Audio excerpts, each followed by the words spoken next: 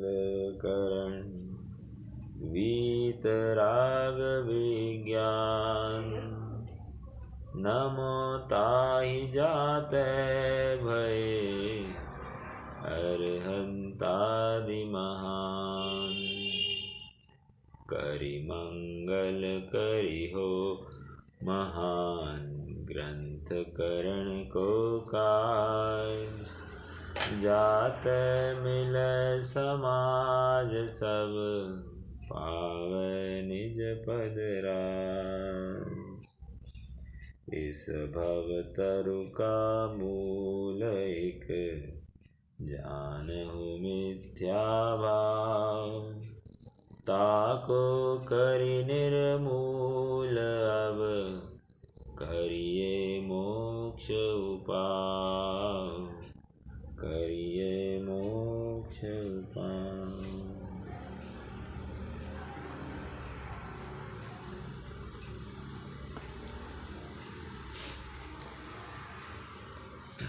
जैन मिथ्या दृष्टि का यह प्रकरण है और इस प्रकरण के अंतर्गत निश्चयाभासी की चर्चा हम देख रहे हैं। निश्चयाभासी जीव वस्तु स्वरूप संबंधी कैसी भूल कर रहा है इसकी चर्चा हो गई और अब मोक्ष मार्ग संबंधी कैसी इसकी भूल चलती है या कैसी विचारधारा है इसकी बात चल रही है।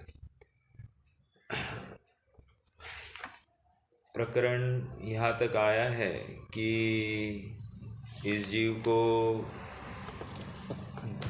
शास्त्र पढ़ना, तपश्चरण करना, स्वर्ग नरक की आदि चर्चा करना, ये सब बातें क्लेश रूप भाषित होती है, वेस्ट ऑफ टाइम भाषित होते हैं। इसमें से कोई उपलब्धि नहीं है ऐसा विचार करके ये उसमें उद्यमी नहीं होता है और बस एक आत्मा को जानो ज़्यादा तक विचार करता है तो एक थोड़े से आध्यात्म के शास्त्र पढ़ना और उसमें एक सामान्य अपने आत्मा को जानो तो इससे काम हो जाएगा, अपने आप राग द्वेष भी हट जाएंगे। तो पंडित साहब कहते हैं नहीं भैया उद्यम करना पड़ता है। ऐसा तू जो कहता है कि अपने आप हो जाएगा ऐसा नहीं है, तुम्हें विशेष विशेष शास्त्रों का अभ्यास करना पड़ेगा जिससे सहज ही तुम्हारी कषाय की मंदता हो जाएगी और जब कषाय की मंदता हो जाएगी तो फिर एक अवसर खड़ा होगा तुम्हें शुद्धोपयोग करने का।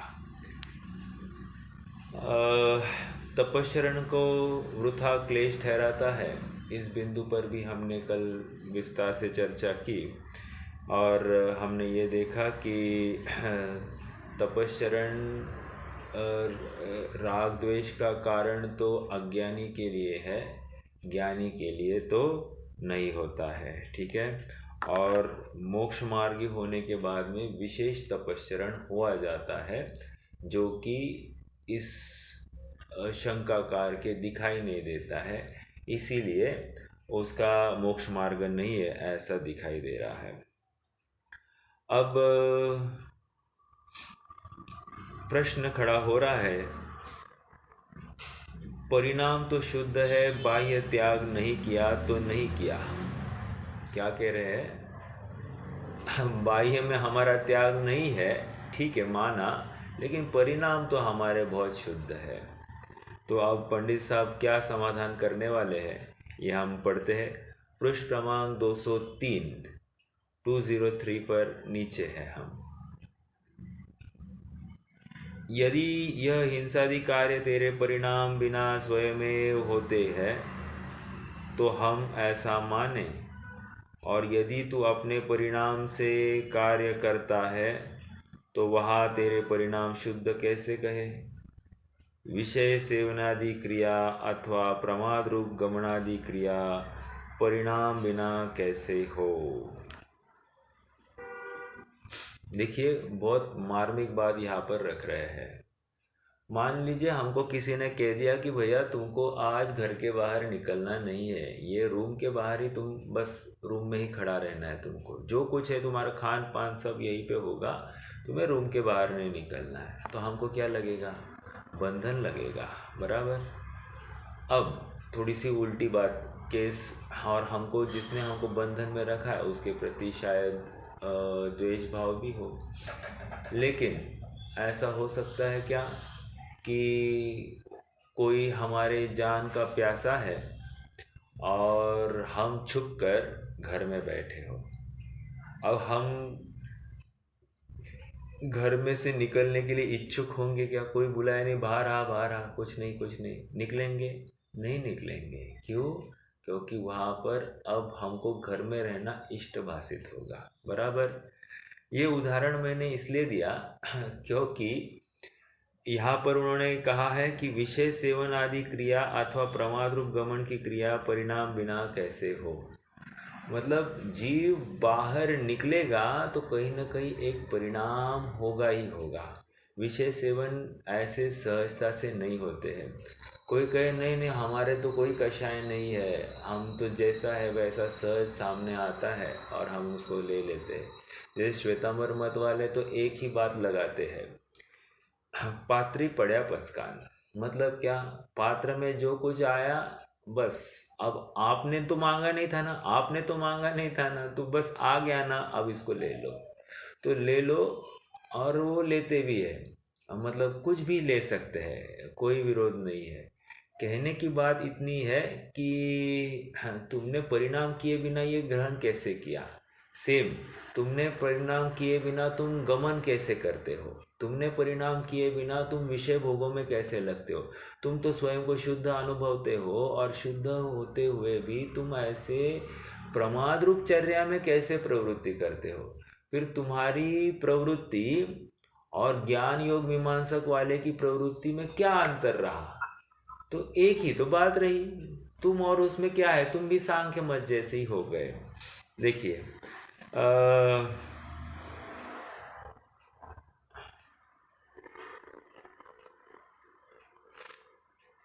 हाँ, कैसे विषय सेवनादि क्रिया अथवा प्रमाद रूप गमनादि क्रिया परिणाम बिना कैसे हो। आइए अगले पेज पर 204। वह क्रिया तो स्वयं उद्यमी होकर तू करता है, और वह हिंसादिक होते हैं, उन्हें गिनता नहीं है, परिणाम शुद्ध मानता है। सो ऐसी मान्यता से तेरे परिणाम अशुद्ध ही रहेंगे। बहुत जगह पर ये बातें दिखाई देती है कि एकदम विषय भोगों में जीव लगता है, जहाँ तहाँ पार्टी आदि में उसका उपयोग रहता है, खान पान का विवेक नहीं होता है, साज श्रृंगार में पूरा सभी अभक्ष वस्तुओं का, हिंसक वस्तुओं का सब वो अवलंबन रहता है, और ऐसा कहता है कि परिणाम शुद्ध है। देखो, एक लॉजिकल बात है, दो जनों के परिणाम शुद्ध है। अभी मान लीजिए मेरे पास करोड़ों की जायदाद है और 1 आध लाख रुपया नुकसान हो गया, तो मुझे क्या फ़र्क पड़ेगा? कुछ नहीं फ़र्क पड़ेगा। तो मैं एकदम शांत हूँ। अब कोई मुझे देख कर कोई, अरे 1 लाख नुकसान तो भी कुछ भी नहीं, एकदम शांत है, क्या मुद्रा है, क्या शांति है, क्या शांति है। शांति ये 1 लाख गए है इसको लेकर नहीं है, शांति वहाँ पर बैंक बैलेंस 2-4 करोड़ का है उसको लेकर है। अब मान लीजिए मेरे पास बैंक बैलेंस ही 1 लाख है और 1 लाख साफ हो जाए, अब शांति दिखाओ भैया। तो शांति नहीं है ना फिर उस समय में आकुलता होगी। निष्कर्ष इतना ही है कि वर्तमान में इस जीव के अनुकूलताएं है, और उन अनुकूलताओं या पुण्य का उदय पाया जाता है, उसमें यह थोड़ा सा मंद कषाई भी दिखाई देता है, और उसके फलस्वरूप कोई इनको मंद कषाई या देव गति का आदमी है ऐसा संबोधन करे तो ये भ्रम है। समझ में आया? रात्रि में भोजन करता होगा और स्वाध्याय भी करता होगा तो चलेगी बात? नहीं चलती है।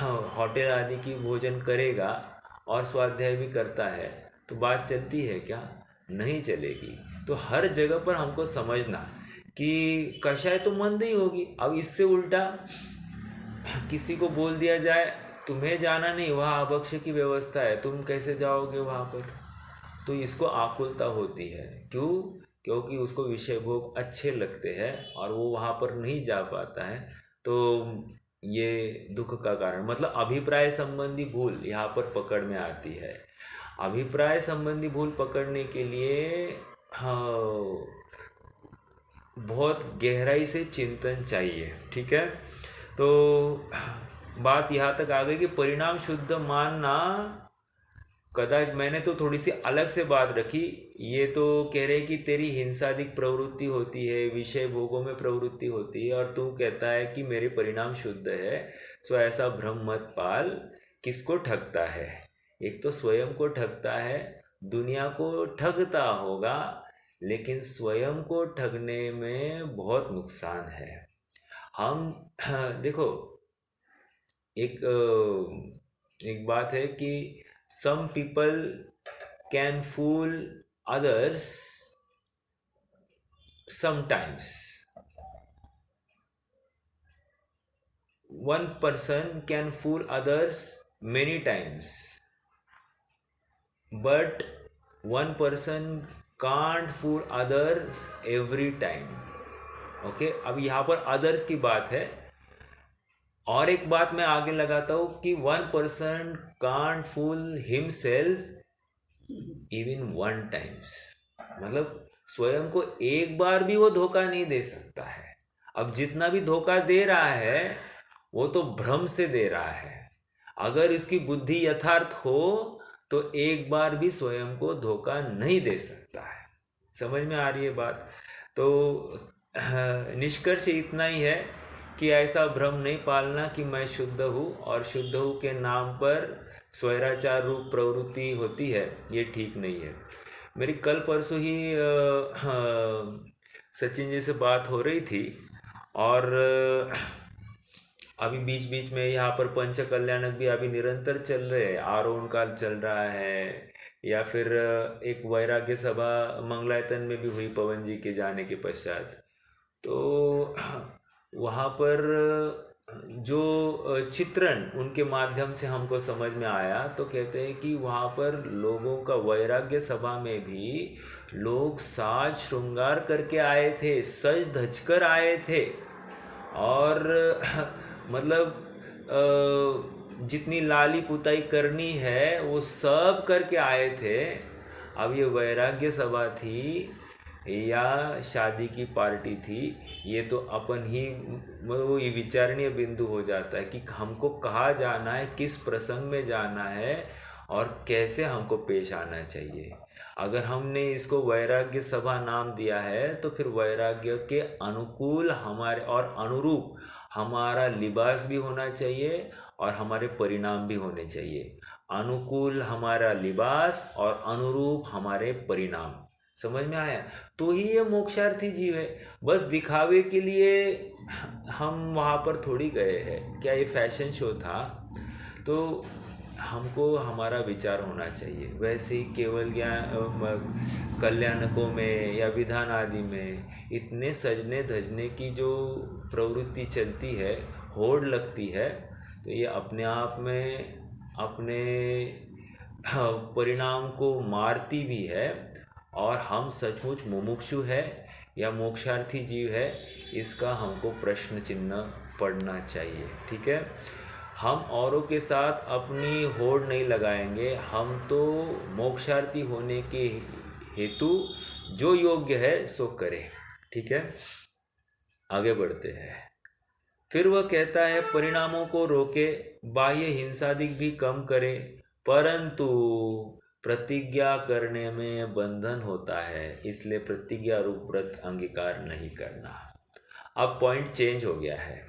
अब कह रहा है कि हाँ ठीक है, क्या परिणामों को रोकना, विषय कषाय में प्रवृत्ति नहीं करना, सब माना। यस, अब ये थोड़ा सा चरणानी योग को स्वीकार करने लग गया है। तर्क दिए हैं इतने मजबूत कि वो अब थोड़ा सा बातों को स्वीकार करने लग गया है।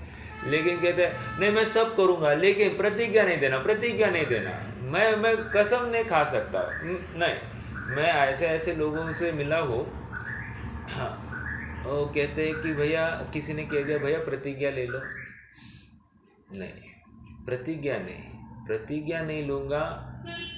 मुझे जितना संभव है मैं गारंटेड करूँगा, लेकिन प्रतिज्ञा नहीं लूँगा। अब ये जो बात है ना, ये थोड़ी सी तकलीफदायक है।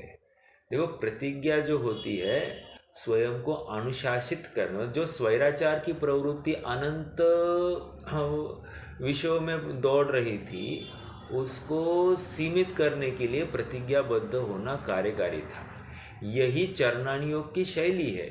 चरणानी योग क्या करता है, आपको विषयों से हटाता है, और उसके पीछे का अभिप्राय ये होता है कि जब जीव विषयों से हट जाएगा तो अपने आप इसके परिणाम भी विशुद्ध हुए बिना नहीं रहेंगे।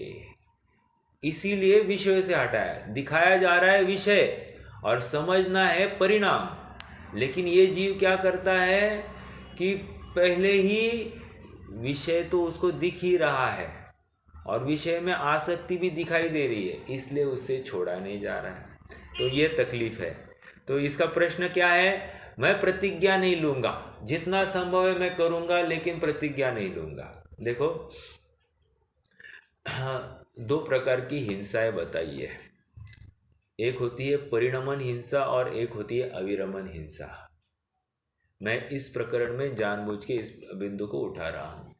परिणमन हिंसा और अविरमन हिंसा क्या है? ये परिणमन और अविरमन कह रहे कि अविरमन हिंसा, परिणमन हिंसा, मान लीजिए हम रात्रि भोजन नहीं करते हैं, तो रात्रि भोजन रूप हमारा जो परिणमन है, परिणमन इन द सेंस प्रवृत्ति है, वो नहीं दिखाई दे रही है, तो उस हिंसा से तो हम बच गए। ओके, हाँ, लेकिन यदि हमने रात्रि भोजन संबंधी प्रतिज्ञा नहीं ली है तो हमारी एक हिंसा चल रही है रात्रि भोजन संबंधी, वो है अविरमन हिंसा। अर्थात हमने अभी खा तो नहीं रहे हैं, अनुमोदन भी नहीं कर रहे हैं, लेकिन वो हिंसा चल रही है अविरमन रूप से, मतलब छिपे रूप से चल रही है, गौण रूप से चल रही है, और इसका फल हमको लगता ही लगता है। तो निष्कर्ष क्या है? देखो, ये जिनवानी के एक एक विषय को हमने जाना कि परिणमन हिंसा और अविरमन हिंसा ऐसी दो प्रकार की हिंसा। परिणाम भले ही हम वो क्रिया नहीं करें तो उस क्रिया के प्रवृत्ति संबंधी दोष हमको नहीं लगे, लेकिन हमने प्रतिज्ञाबद्ध त्याग नहीं किया उस क्रिया का, तो उस क्रिया संबंधी निरंतर अबुद्धिपूर्वक अविरमन रूप से हमको दोष लगता ही लगता है। इसलिए अब इस प्रकरण को समझकर करना क्या कि जितना संभव है हम विषयों से हटने के लिए प्रतिज्ञाबद्ध ही हो जाए। मान लीजिए हमको रात्रि भोजन नहीं करना है, हम जैनी है, हमको जैनत्व का बहुत महिमा आ रही है, तो ले लो ना प्रतिज्ञा। नहीं भैया, प्रतिज्ञा नहीं लेनी, कभी भी कुछ भी हो सकता है, कभी भी कुछ भी हो सकता है। अरे कहाँ से लाया, कभी भी कुछ भी हो सकता है?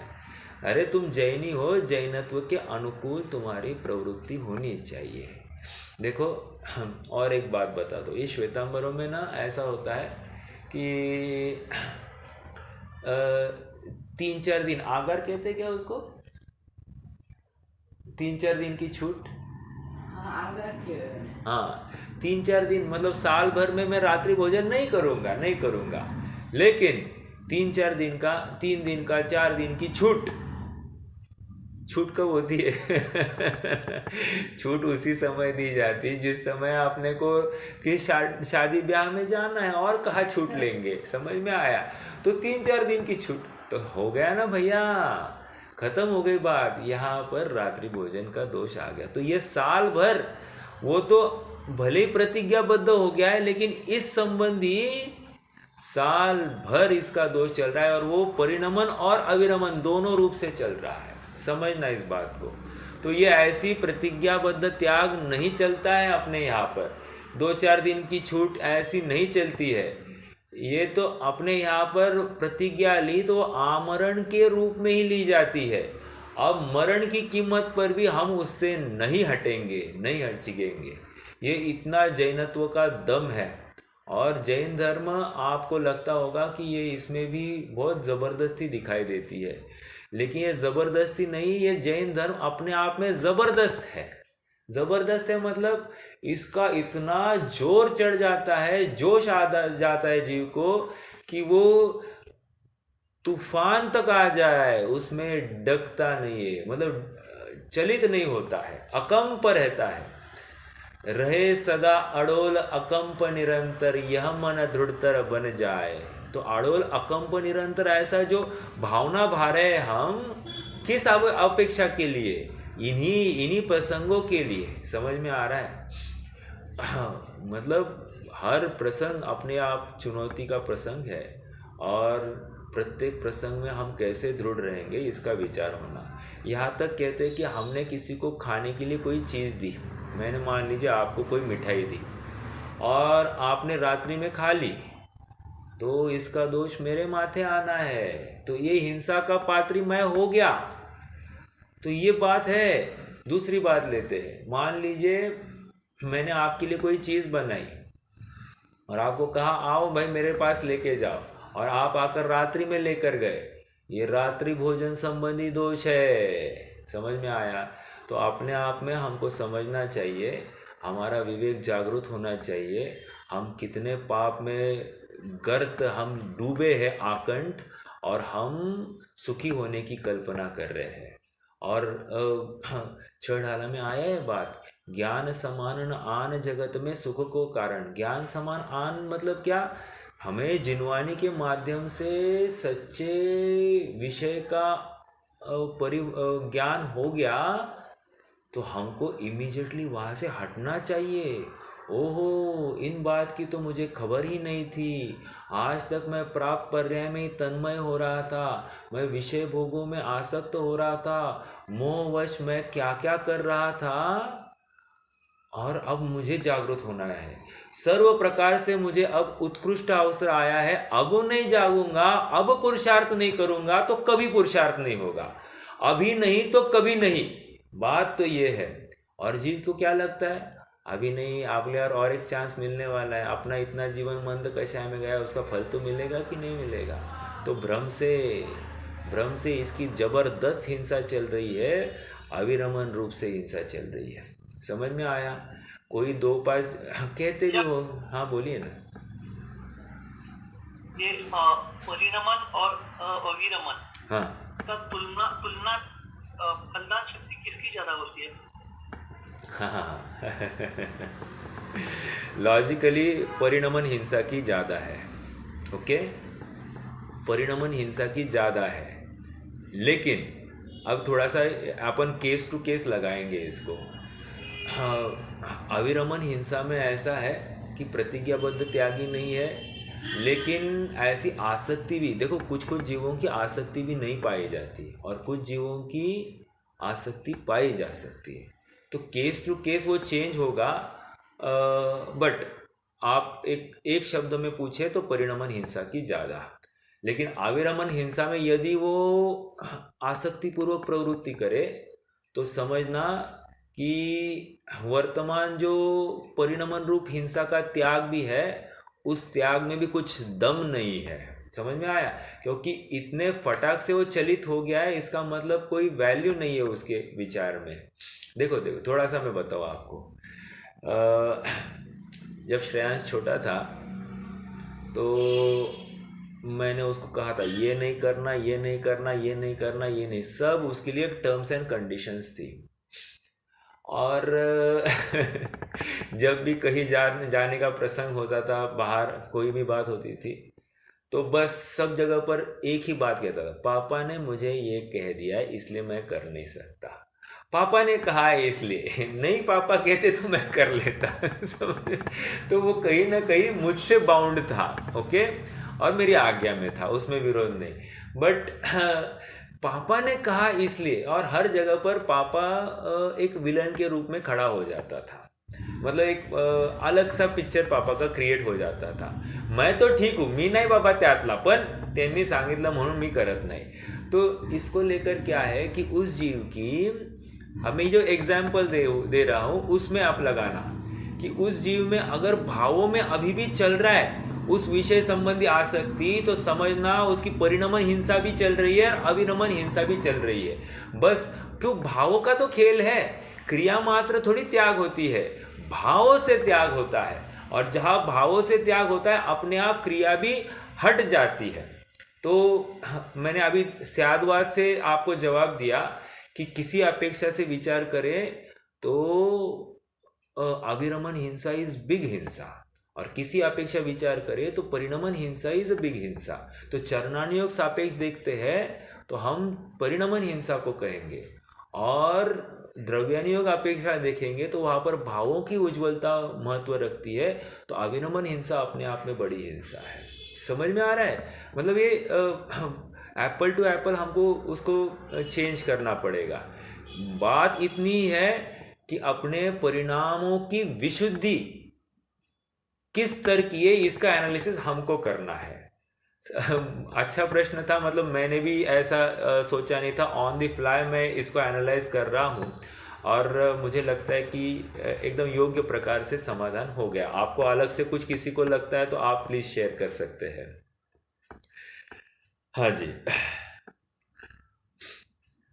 देखो प्रश्न फिर से देखते हैं। परिणामों को रोके, बाह्य हिंसा भी कम करे, परंतु प्रतिज्ञा करने में बंधन होता है, इसलिए प्रतिज्ञा रूप व्रत अंगीकार नहीं करना।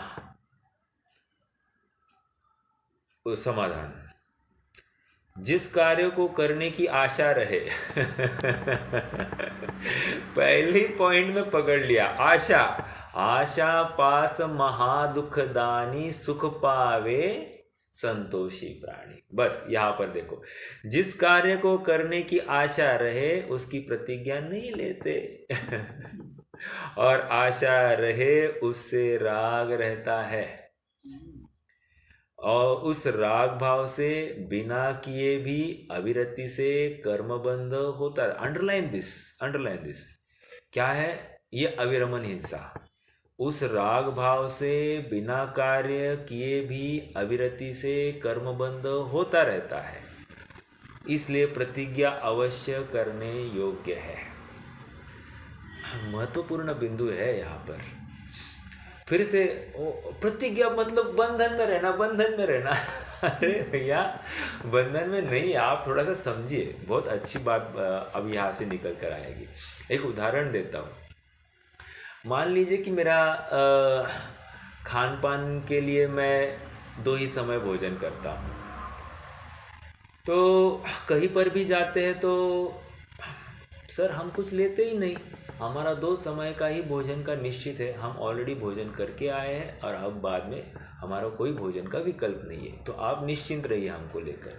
तो बस इतने दृढ़ता से बोल दिया, सामने वाला भी नाराज। देखो बहुत बार ऐसे होता है कि सामने वाला नाराज होगा, इसलिए हमको मन मार के लेना पड़ता है। एक बात ये होती है, और दूसरी बात हम स्वयं को कहते अरे हमने किधर प्रतिज्ञा ली है, तो ले लो ना, क्या फर्क पड़ता है, बस। तो उस समय भी ले लेता है। तो इसलिए ऐसे 2 अवसर होते, एक तो हम शल्य के वश, और दूसरा हम में दृढ़ता नहीं हो उसके वश। तो दोनों की अपेक्षा हम ऐसी प्रवृत्ति में हो जाते हैं। तो पंडित साहब कह रहे हैं ये कब होगा? आशा है तुमको तभी तुम प्रतिज्ञा नहीं लोगे, अगर आशा नहीं है तो तुम प्रतिज्ञा लोगे ही लोगे। अर्थात इच्छा, तुम्हारी इच्छा है। जैसे अब लगाया ना, पहले उदाहरण दिया था, शादी ब्याह के लिए 4 दिन का अपना छूट है ना, और आपको बताओ ये आलू प्याज भी नहीं खाते साल भर, एग्जाम्पल, लेकिन 3-4 दिन की छूट। 3-4 दिन की छूट मतलब अरे शादी ब्याह में बिना आलू प्याज का कुछ बनता है क्या? तो अपने आप में सब बातें वो छूट के खाते में सब हो जाता है। मतलब 365 दिन में 360 दिन तुम कुछ नहीं करोगे, उसका पुण्य एक तरफ, और ये 5 दिन का पुण्य पाप उस सारे पुण्य को धो डालता है। इतना उसकी पावर है, आप समझना इस बात को। मतलब एक समय का अपराध हमारे कितने काल तक के किए हुए पुण्य को धो डालता है। और इसलिए 6 ढाला की 4थी ढाल में आया है, ज्ञान समान न आन जगत में सुख को का। और एक बात कही, 1,000,000 वर्ष तप तपे ज्ञान बिन कर्म झरे जे। तो कर्म एक ज्ञान के परिणाम, मतलब एक सच्चे सम्यक ज्ञान के परिणाम में कोटि वर्ष के पाप धुल सकते हैं। अब उल्टा लगाया मैंने एंटी बात करी। मैंने क्या बात की? कोटि वर्ष पुण्य किए हैं और एक समय का पाप का परिणाम उन सबको धो डालता है। एक समय, नॉट 5 दिन की बात नहीं, एक समय का परिणाम। आप समझ रहे होंगे, मतलब एक एक परिणामों की महत्ता कितनी है, इसका ज्ञान हमको होना चाहिए। और जब तक ज्ञान नहीं होता है ना, तब तक ये जीव बहुत शिथिल होता है। और शिथिलता अपने आप में अपने को मारक है, इस मनुष्य भव की हार है। और जो हारना चाहता है वो बाजीगर बने। हरीबाजी को जीतने के लिए, हरीबाजी जीतने के लिए वो बाजीगर बनेगा। ठीक है, बोलिए, प्रश्न बोलिए भैया। अभी पाप और पुण्य, ठीक है। आई थिंक पाप इंडिपेंडेंट है, पुण्य भी इंडिपेंडेंट है। तो पाप का फल, पुण्य पाप किया तो पुण्य कम कैसा होएगा? हाँ, वही तो कह रहे भैया, यहाँ पर पाप किया दोनों दोनों अपना अपना उल्टा लीजिए ना, उल्टा लीजिए। पुण्य कर रहा है और तो पाप जो पहले पाप किया वो कम हो जाएंगे क्या? सुनिए ना, किसी काल में एक विषय संबंधी पुण्य कर रहा है और किसी काल में उसी विषय संबंधी पाप कर रहा है। तो मैं ये कह रहा हूँ कि ये एक समय में जो पाप किया है वो कितने ही समय में जो पुण्य किया था उस सारे पुण्य को धो डालता है। क्यों? आशा है, राग है, पड़ा है अभी भी। ये अभिप्राय की भूल है, मिथ्यात्व है, इसी को मिथ्यात्व कह रहे हैं। आप मात्र क्रिया को मत पकड़िए, या परिणाम, या राग द्वेष वाले परिणाम जो चारित्र संबंधी है उसको मत पकड़िए। यहाँ पर अभिप्राय संबंधी बात चल रही है और अभिप्राय में यहाँ पर दर्शन मोह की चर्चा चल रही है। ये आप थोड़ा सा विषय को पकड़ना। मैंने इस बात को खोला नहीं था और चूंकि आपका प्रश्न आया इसलिए यहाँ पर दर्शन मोह की, क्योंकि मिथ्यात्व राजा है और जब मिथ्यात्व राजा है तो प्रजा साथ में है ही है। हम प्रजा की बात करें और राजा की बात नहीं करें, ये कैसे हो सकता है? पहले राजा की बात करो, जैसा राजा वैसी प्रजा, ऐसी बात है। और इसीलिए यहाँ पर कथन की मुख्यता को समझना कि वो परिणाम में राग छिपा है, अभिप्राय में राग छिपा है और वो राग तब से है। इसलिए भले ही पुण्य अलग है, पाप अलग है, वो तो चारित्र मोह है। अपन यहाँ पर श्रद्धा की बात कर रहे हैं, श्रद्धा के भूल की बात चल रही है और श्रद्धा में ये ऐसा खोट पाई जा रही है। अभिप्राय में ऐसी आशा पड़ी है, पर वस्तु संबंधी आसक्ति पड़ी है और वो आसक्ति अपने आप में मिथ्यात्व का परिचायक है और मिथ्यात्व जहां पर है चारित्र मोह है ही है। समझ में आ रही है बात? तो इस प्रकार अपने अभिप्राय को पकड़ना है, रिवर्स इंटीग्रेशन करना है कि भाई इस परिणाम में मात्र कषाय है या मिथ्यात्व भी है। अगर मिथ्यात्व है तो चलो भाई पहले मिथ्यात्व को सुधरो, ऐसा करने योग्य नहीं, ऐसी दृढ़ता ज्ञान में डालो, ऐसा संस्कार डालना ही जरूरी है। समझ में आ रही है बात? ठीक है, अच्छा है, प्रश्न अच्छा था। हाँ बोलिए। नहीं, वो रिलेशन यहाँ पे नहीं है, वो सिर्फ ये है, समझ गया। लेकिन अब जो है ना, तो जो इंडिपेंडेंट जो है दोनों भी, उसका इधर वो नहीं लेना है। हाँ, इंडिपेंडेंट, राग अलग है, पुण्य अलग है, मिथ्यात्व अलग है, सब बातें अलग अलग है। ऐसा होते हुए भी देखो, मैं इतनी बात क्यों कर रहा हूँ? अपन 5 भाव पढ़ आए हैं, बराबर। 5 भाव में हमने शायिक भाव कैसे होता है या फिर औपशमिक भाव कैसे होता है, वहाँ पर हमने त्रिकरण परिणाम आदि देखे हैं या प्रायोगिक लब्धि का परिणाम भी देखा है, जहाँ पर हमने एक परिणाम, एक विशुद्ध परिणाम के बल पर हमने करोड़ों कर्म, पाप प्रकृतियों का नाश होते हुए, उनका कांडक होते हुए देखा है, आपको याद होगा। और एक पुण्य के परिणाम, मतलब एक आत्मसन्मुख परिणाम के बल पर हमने ये भी देखा है कि जो कोई पुण्य प्रकृतियों का स्थिति अनुभाग है वो भी बढ़ता है, स्थिति भी बढ़ती है, अनुभाग भी बढ़ता है। ये कैसे होता है? तो भले ही इंडिपेंडेंट है, मान रहे हैं ना हम, इंडिपेंडेंट होते हुए भी एक परिणाम के फल से इतनी हीनाधिकता हो सकती है, इसके स्वीकार करने में कोई हर्जा नहीं। छोड़ दीजिए आप मिथ्यात्व को है नहीं है वो अलग बात, लेकिन मात्र एक परिणाम को लेकर ऐसा होता ही होता है, इसे स्वीकार करना पड़ेगा। इसलिए एक रतनचंद जी भारिल ने एक किताब लिखी है, इन परिणामों का फल क्या, पढ़नी चाहिए। एक एक परिणाम करूंगा तो उसका फल क्या मिलेगा हमको पढ़ना चाहिए, और पढ़ के मात्र पढ़ना नहीं, उसके जीवन में एप्लीकेशन। मान लीजिए मैं भोजन कर रहा हूँ, इस परिणाम का फल क्या है, मैं किस परिणाम से भोजन कर रहा हूँ। मान लीजिए मैं स्वाध्याय कर रहा हूँ, इस परिणाम का फल क्या है। मैं नहा रहा हूँ, इस परिणाम का फल क्या है। मैं किसी के साथ मजाक कर रहा हूँ, इस परिणाम का फल क्या है। मैं फ़ोन पर बात कर रहा हूँ, इस परिणाम का फल क्या है। मैं किसका द्वेष कर रहा हूँ, इस परिणाम का फल क्या है। मैं किसी के प्रति राग भाव रख रहा हूँ, इस परिणाम का फल क्या है। हर परिणाम को आप विचार करना, टटोलना और अपने अभिप्राय को पकड़ना कि मेरी आसक्ति उनमें कितनी पड़ी है। यदि आसक्ति ज़्यादा पड़ी है तो हमको सुधरना चाहिए। देखो, एक रविंद्र जी का एक छंद आता है, मोही जनों के संग में सुख शांति हो कहा, जग संगति से तो बढ़े दुख मैं भ्रमण फेरी, निर्ग्रंथता की भावना हो सफल मेरी। क्या है इसका अर्थ? मतलब एक तो मोही जनों का संग कम से कम करना और जग संगति भी कम से कम करना, ये समझा रहे हैं। और जीव क्या कर रहा है सुखी होने के नाम पर? जग संगति ज्यादा कर रहा है, मोही जनों का वास ज्यादा ले रहा है, तो कैसे सुखी होगा?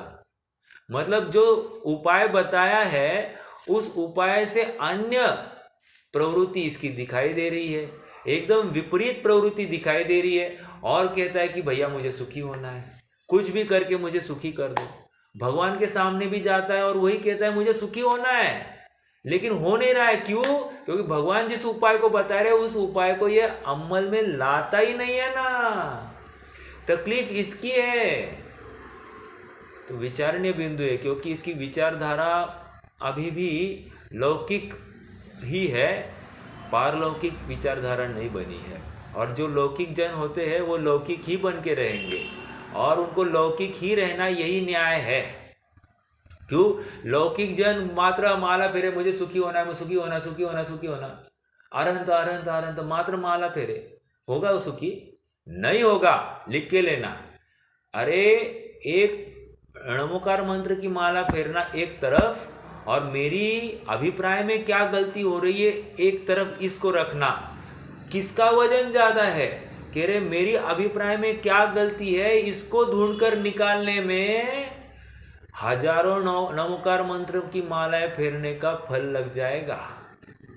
ऐसा दम है। आप दम को समझिए। दम मतलब साधारण बात नहीं है। ये मिथ्यात्व ग्रंथि का अभाव करना है, साधारण बात नहीं है। हमको लगता है एक माला फेर दी, हो गया काम जोरदार, आज तो बहुत पुण्य हो गया। क्यों जतन भाई, बराबर है कि नहीं? उसकी प्रतिज्ञा नहीं लेते और आशा रहे उससे राग रहता है, और उस राग भाव से बिना कार्य किए भी अविरति से कर्मबंध होता रहता है। इसलिए प्रतिज्ञा अवश्य करने योग्य है, तथा कार्य करने का बंधन हुए बिना परिणाम कैसे रुकेंगे, तथा कार्य करने का बंधन तथा कार्य करने का बंधन हुए बिना परिणाम कैसे रुकेंगे। प्रयोजन पड़ने पर तद्रूप परिणाम होंगे ही होंगे, तथा बिना प्रयोजन पड़े उसकी आशा रहती है। इसलिए प्रतिज्ञा करना योग्य है। तो कितना बल है। ये प्रकरण किसका चल रहा है? निश्चयाभास का। और यहाँ पर प्रतिज्ञा के लिए कितना जोर डाल रहे हैं। अब देखो, यही पंडित साहब जब व्यवहाराभास का प्रकरण चलेगा तो पूरा उल्टा बोलने वाले हैं, पूरी बाजी पलट देंगे। बोल रहे ये सब तो क्रियाकांड में अटका है, इससे क्या उपलब्धि होती है? शरीर की क्रिया है और तू शरीर का कर्ता बनते बैठा है। इससे क्या उपलब्धि होने वाली है? तुझे तो आत्मा का अवलंबन करना चाहिए। वहाँ वो बोलेंगे, यहाँ पर ये बोल रहे हैं। आप समझ रहे? बैलेंस, बैलेंस समझ रहे हैं? देखो आगे चलकर ये और बताएंगे। बोलते हैं कि जहाँ अपने को निश्चयाभास होने का अवसर दिखाई दे तो चरणानियोग के ग्रंथ पढ़ के अपने निश्चयाभास को हटा देना।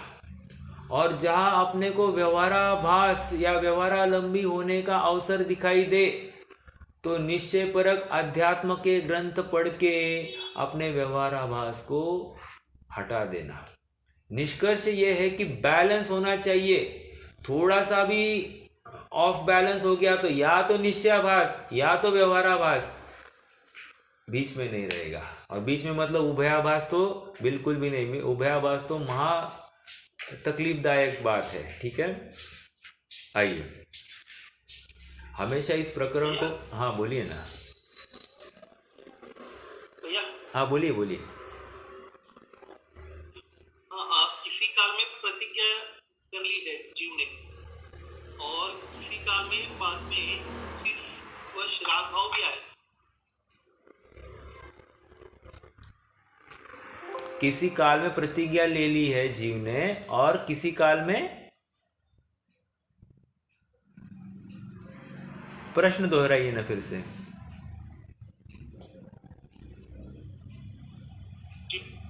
लेकिन आगे चल के कर्मोदय के उदय से या अति प्रतिकूल या अवस्था की वजह से अगर राग भाव उत्पन्न हो जाए तो प्रतिज्ञा का भंग ही कहलाएगा ना।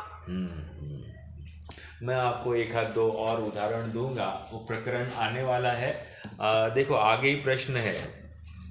फिर कहता है न जाने कैसा उदय आए। आर्य बात आपका ही प्रश्न है।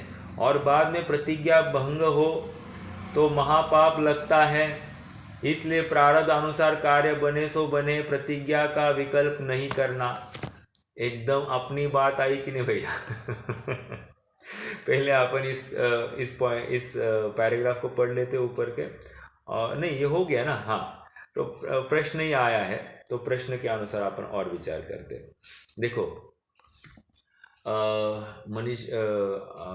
मुकेश भैया ने भी प्रश्न रखा ही है, और पंडित साहब ने बराबर उनके मन की बात ही पकड़ ली है। वो भी यही है प्रश्न, न जाने कैसा उदय आए। आज तो ले लिया, कल को उदय आया तो क्या करना? ओके। और बाद में प्रतिज्ञा भंग हो तो महापाप लगता है, इसलिए प्रारब्ध अनुसार कार्य बने सो बनो। प्रारब्ध अनुसार मतलब जैसी काल लब्धि है, योग्यता जैसी है वैसे हो जाए। प्रारब्ध मतलब योग्यता, प्रतिज्ञा का विकल्प नहीं करना। तो कह रहे नहीं नहीं ऐसा नहीं है। देखो थोड़ा सा अपन लौकिकता में जाते हैं।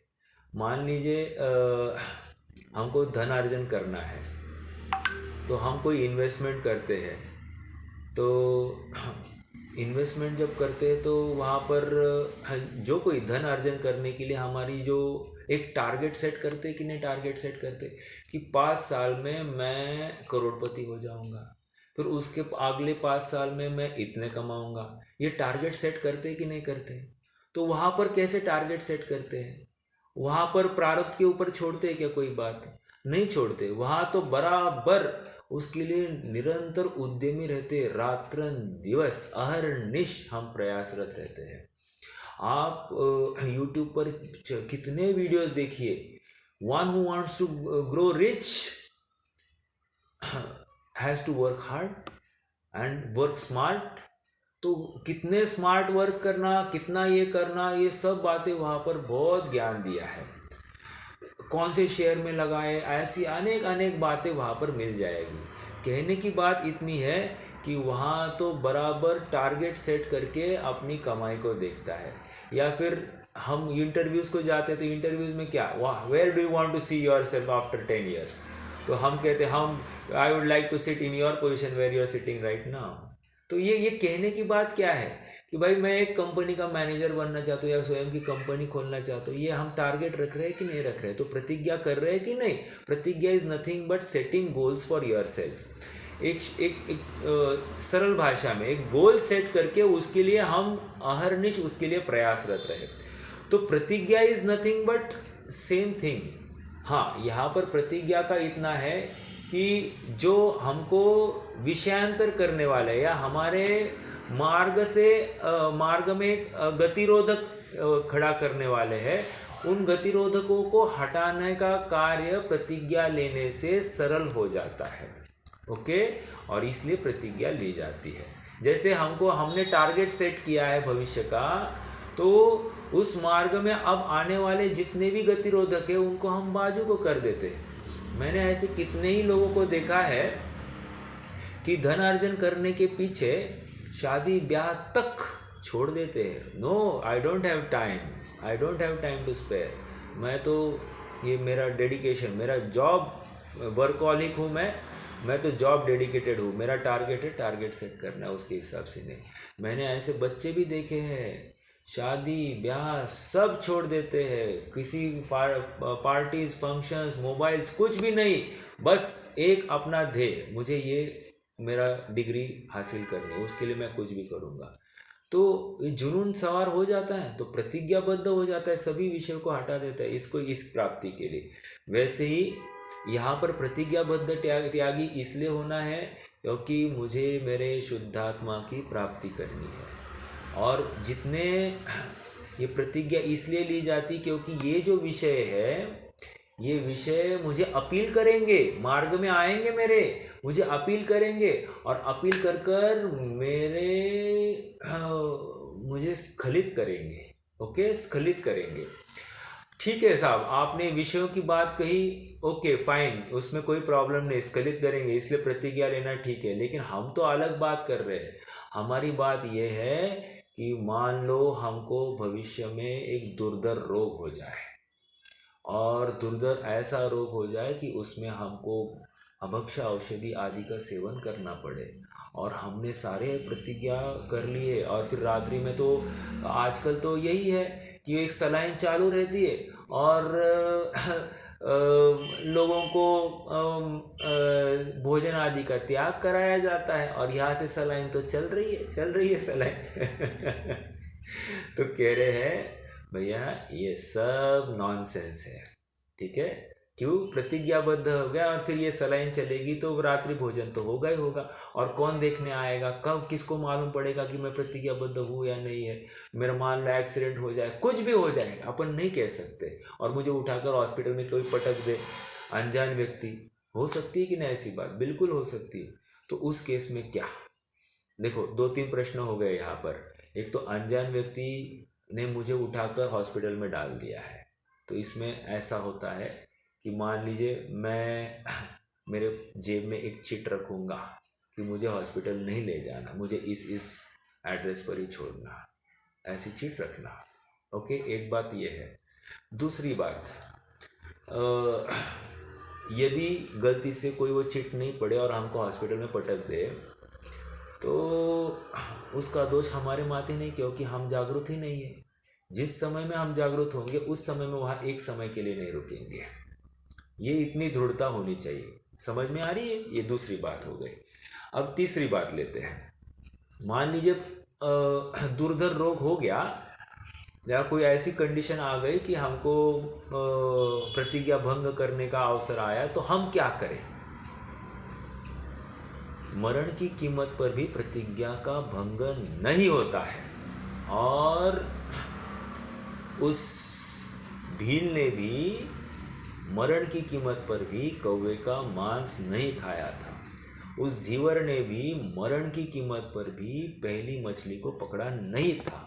जब वो भील और धीवर जैसे म्लेच्छ जीव ये कर सकते हैं, तो हम और आप इतने उत्कृष्ट कुल में जन्मे हुए साक्षात जिनेंद्र भगवान के अनुयायी, डेली उनका दर्शन करने वाले, उनको नमोस्तु करने वाले, उनको नमस्कार करने वाले, हम इस कार्य से कैसे चूक सकते हैं? समझ में आ रहा है क्या? मैं बहुत गंभीर बात कर रहा हूँ, एकदम चिंतन की बात है, और इससे हमारे होश उड़ने चाहिए अगर हम कहीं गलत कुछ कर रहे हैं तो तो कहने की बात इतनी है कि प्रतिज्ञा मरण के कीमत पर भी नहीं की जाती है, मतलब तोड़ी नहीं जाती है। अब क्या करें, अब क्या करें, बात तो ऐसी ही है। इसी प्रकार है, अन्य प्रकार से नहीं है। अब जितना भी उपचार हो रहा है और उपचार होकर ये जीव जीता हुआ दिखाई दे रहा है, तो भ्रम और पुष्ट होता है कि मैं इन औषधियों से जीता हूँ, लेकिन ये भूल जाता है कि मैं आयु से जीता हूँ, और इसको लगता है कि मैं औषधि से जी रहा हूँ। भ्रम है, भ्रम है, भ्रम है। और भ्रम रोग का अभाव भ्रम का ही अभाव है। जब तक भ्रम रोग का अभाव नहीं होता तो भ्रम मिटता ही नहीं है। ठीक है, तो कहने की बात इतनी है कि प्रतिज्ञा भंग नहीं होता है। अब दूसरा एक उदाहरण देता हूँ। मुनिराज है, और मुनिराज ने अखंड महाव्रत, अखंड ब्रह्मचर्य आदि आदि सब प्रतिज्ञाएं ली है। एक अपने शुद्धात्मा को ही ध्याऊंगा, ये प्रतिज्ञा ली है। क्या ऐसा नहीं होता है कि मुनिराज का स्खलन हो जाए? ऐसे पुराण तो भरे हैं, और हम जानते हैं कि नारद और रुद्र की उत्पत्ति मुनिराज और आरिका माता के संयोग से ही होती है। निष्कर्ष इतना ही है कि उन्होंने तो प्रतिज्ञा का भंग किया है, और अखंड ब्रह्मचर्य महाव्रत के धारी साक्षात अब्रह्म में प्रवृत्ति करते हुए दिखाई दे रहे हैं। तो क्या जिनागम में बहुत सरल है। तुम्हें अपने पाप का एहसास हो गया, आ जाओ, तुम्हारी पहले की पूरी दीक्षा साफ, अब नए सिरे से चालू करो। तो उदात्त भावना लिए हुए अपना जिनागम है। हाँ, लेकिन कोई ये छल ना ग्रहण करे। हाँ, एक बार चूक जाएंगे, हम उसका प्रायश्चित ले लेंगे, अगली बार फिर से चालू करेंगे, फिर से प्रायश्चित लेंगे, फिर से चालू करेंगे। भैया ये खेल नहीं चलेगा, this is time pass, then you are not serious, और आप खिलवाड़ कर रहे हो स्वयं के साथ, और साथ साथ जैन धर्म की भी थू हो रही है। तुम्हें कोई अधिकार नहीं है ये जैन धर्म का ऐसा अपप्रचार करने का। ठीक है, तो कहने की बात इतनी है कि वंस इन ब्लू मून अगर ऐसी गलती हो जाती है तो उसका प्रायश्चित आदि विधान के माध्यम से शुद्धिकरण होता है। लेकिन यद्यपि शुद्धिकरण हुआ है, बट जो अपराध हुआ है, अपराध का फल तो मिलेगा मिलेगा मिलेगा ही। तो फिर शुद्धिकरण काय का क्या? शुद्धिकरण वो जो मैं कैरी फॉरवर्ड कर रहा था ना, मैं अपराध बोध को कंटिन्यू कर रहा था ना, उस कंटिन्यूएशन को रोका है।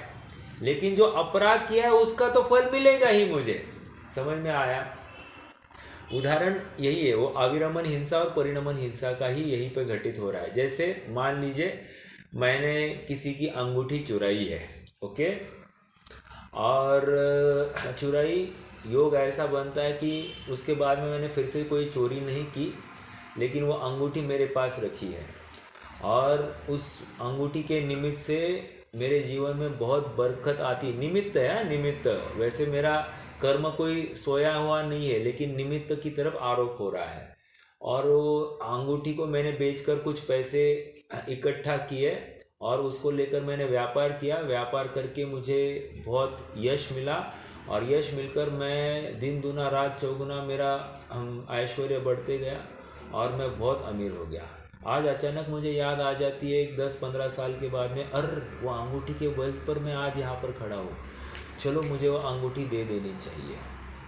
हाँ, लेकिन मैं कैसे जाऊँ, किस मुंह से जाऊँ? आज तो मेरी क्या स्टेटस है?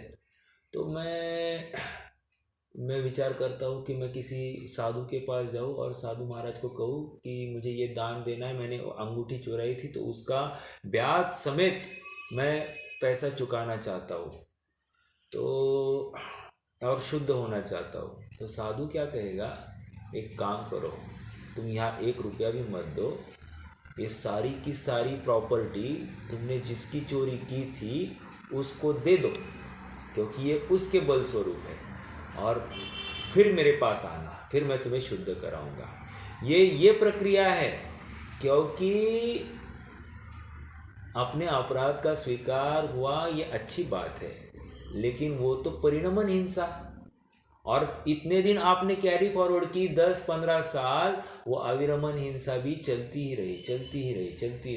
ओके, तो इस प्रकार हमको समझने योग्य बात यह है कि प्रतिज्ञाबद्ध त्यागी तो होना ही चाहिए।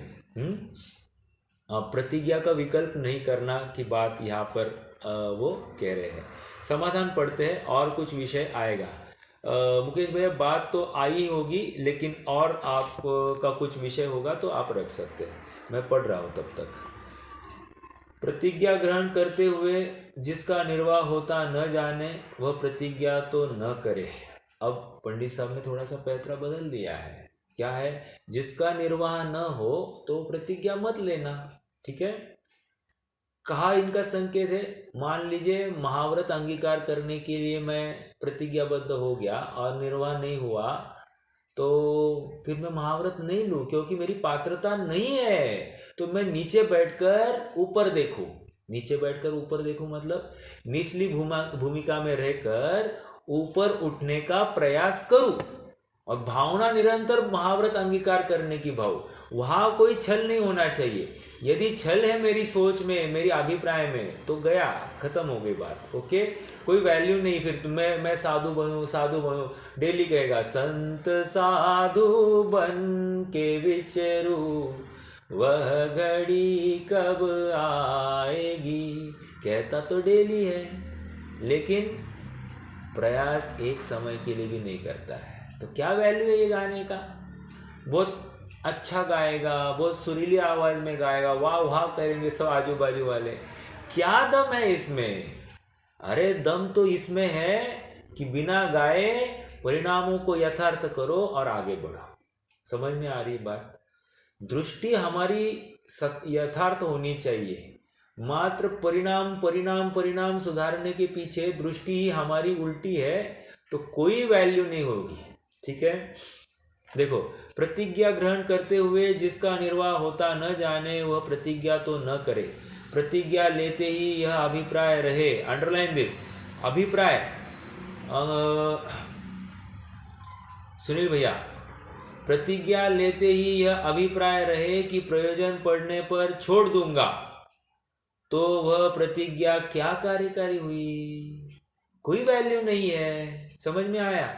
प्रतिज्ञा ग्रहण करते हुए तो परिणाम है कि मरणांत होने पर भी नहीं छोड़ूंगा, तो ऐसी प्रतिज्ञा करना युक्त ही है। बिना प्रतिज्ञा किए अविरत संबंधी बंध नहीं मिटता। अविरत मतलब अविरमन संबंधी। समझ में आ रही बात? और एक बात बताओ, देव आयु का बंध कैसे होता है मालूम है आपको? प्रतिज्ञा लेने से होता है। मान लीजिए आपने जीवन बहुत स्वैराचार में है, लेकिन एक छोटी सी प्रतिज्ञा हमको तार सकती है। ये इतना दम प्रतिज्ञा में है, देव आयु का बंध भी करा देती है। इसका मतलब हम एक प्रतिज्ञा ले ले छोटी मोटी, ये मैं नहीं कह रहा हूँ क्योंकि अपने आप में किसी फल की वांछा को देखकर या फल को देखकर वर्तमान में प्रवृत्ति करना सो योग्य नहीं, पापबंद ही होता है। बट ऐसा कहते हुए भी परिणाम की विशुद्धि के लिए और तत्व निर्णय होने के लिए प्रतिज्ञाबद्ध होना ही चाहिए। समझ में आया? प्रतिज्ञा ग्रहण करते हुए तो यह परिणाम है कि मरणांत होने पर भी नहीं छोड़ूंगा।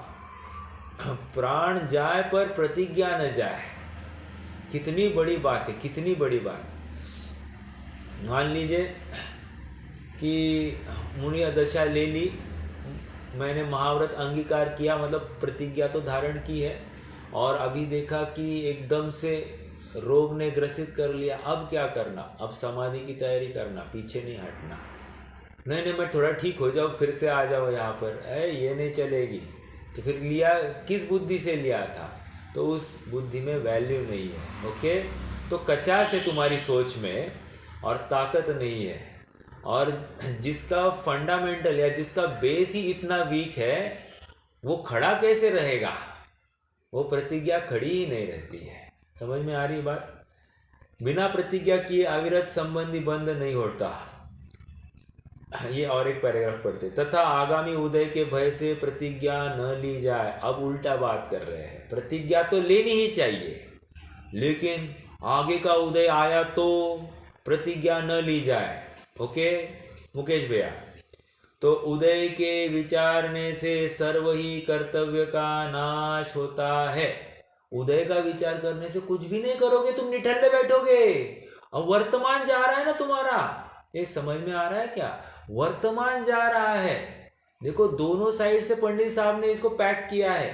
एक तो मरण की कीमत पर भी प्रतिज्ञा नहीं छोड़ना, एक बात, और दूसरी बात कह रहे हैं अभी तुम्हारा वर्तमान जा रहा है ना, तुम्हें 10 साल बाद में तुमको कोई रोग होने वाला है, तुम आज क्यों विचार कर रहे हो? 10 साल होंगे तब देखेंगे, आज तो तुम पुरुषार्थ करो।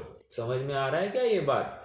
देखो, तथा आगामी उदय के भय से प्रतिज्ञा न ली जाए तो उदय के विचारने से सर्व ही कर्तव्य का नाश होता है। कर्तव्य मतलब पुरुषार्थ, पुरुषार्थ, पुरुषार्थ। समझ में आया? मुझे 10 साल बाद ये होने वाला है, मुझे 10 साल बाद होने वाला है। अरे 10 साल बाद होने वाला, आज तो नहीं हुआ ना, तो आज के लिए जियो, आज के लिए जियो। ये बहुत जरूरी, this is positive way of thinking. जीवन जीने की कला दिखा रहे हैं यहाँ पर पंडित साहब। हम क्या है वो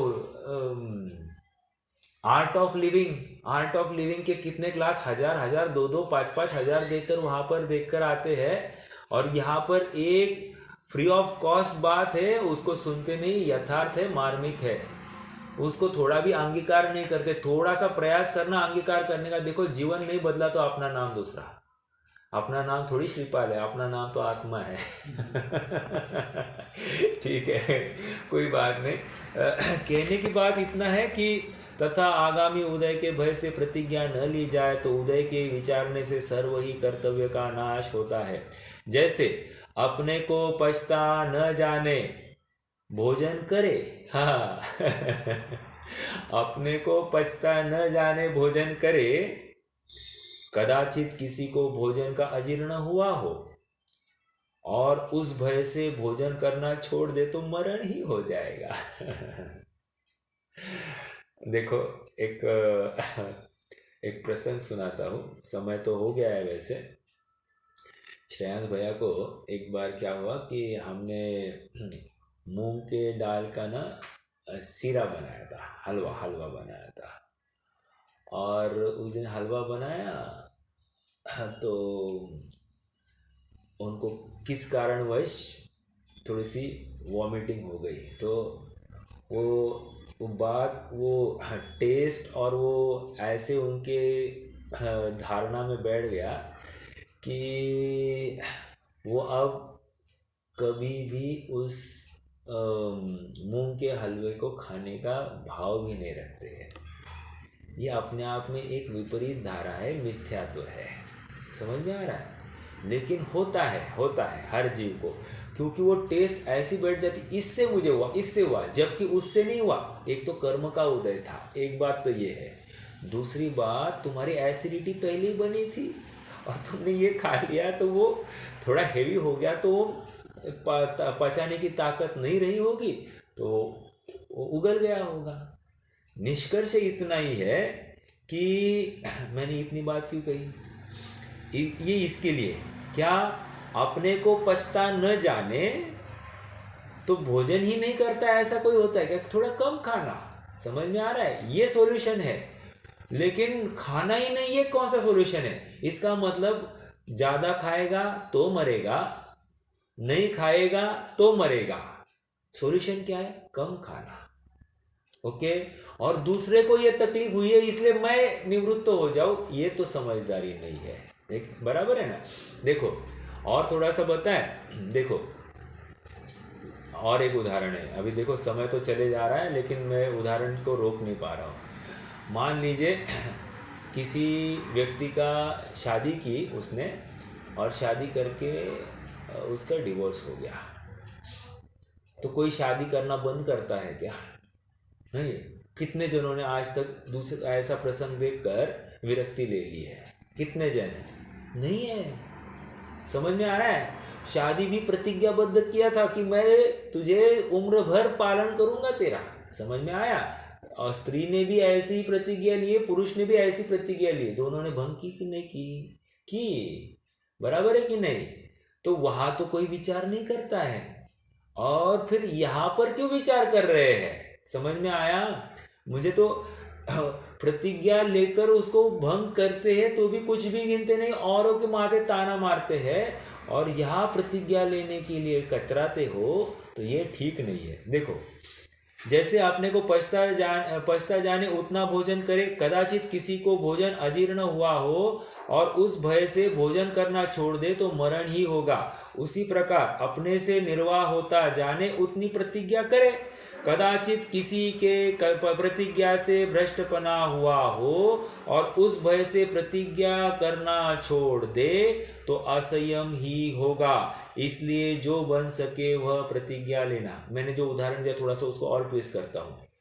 मान लीजिए किसी ने ऐसा देख लिया, अरे इसकी तो शादी फेल हो गई, अभी एक काम करते हैं, अपन शादी नहीं करेंगे लेकिन स्त्री का सेवन करेंगे। चलेगा? नहीं चलेगा। फिर से, कदाचित किसी के प्रतिज्ञा से भ्रष्टपना हुआ हो तो उस भय से प्रतिज्ञा करना छोड़ दे तो असंयम, मतलब क्या? अब्रह्म में तो प्रवृत्ति है ही ना, तो कहाँ तो ब्रह्मचारी रहा। समझ में आ रही बात? तो इसलिए जो बन सके वह प्रतिज्ञा लेना योग्य है, जैसे बन सके वैसे शादी करना योग्य है। मैं उदाहरण और यहाँ पर सिद्धांत दोनों आपके सामने रख रहा हूँ। आप उदाहरण जैसे रखेंगे ना तो बराबर बात पल्ले पड़ती है। देखो, ये प्रैक्टिकल उदाहरण ऐसे खड़े करने हैं। तो अब प्रतिज्ञा लेने से डरेगा नहीं जीव। हमने शादी करने के लिए डरे थे क्या? उल्टे एकदम सीना 56 इंच का छाती करके हम आगे बढ़े थे। तो अब ऐसे यहाँ पर चलना, 56 इंच की छाती लेकर आगे बढ़ेंगे तो काम होगा ही होगा। ओके, घबराना नहीं। तो प्रतिज्ञा तो लेनी चाहिए। आज का निष्कर्ष ये है। रुकते हैं, कोई प्रश्न है तो रख सकते हैं, नहीं तो दिनवानी स्तुति करेंगे।